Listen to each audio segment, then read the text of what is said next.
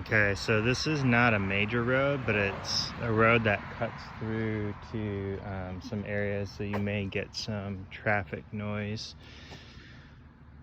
Across the street is this, just as an FYI. Probably don't need to worry about it, but is what it is.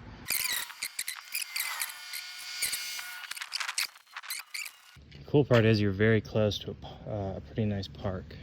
The deck is pretty nice.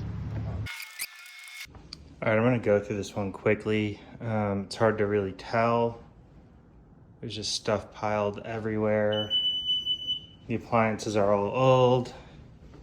This machine is beeping nonstop.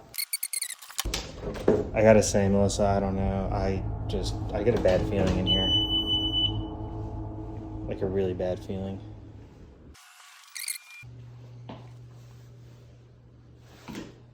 Lights don't work. Big room, but it looks slanted. Bathroom.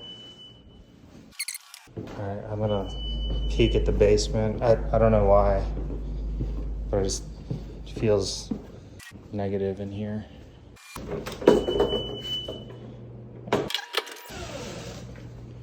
If the light doesn't work, I'm not going.